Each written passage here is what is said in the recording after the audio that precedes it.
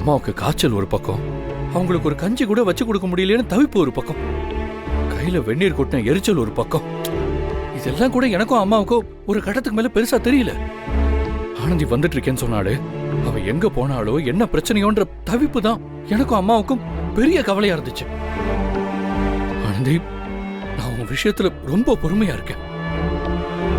ஆனா நாளுக்கு நாள் என் பொறுமையை ரொம்ப சோதிக்கிறேன்.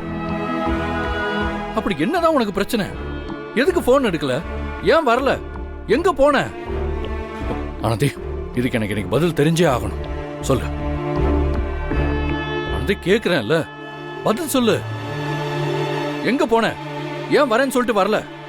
இது பாருங்க, என்கிட்ட இப்போதைக்கு பதில் இல்ல அன்பு.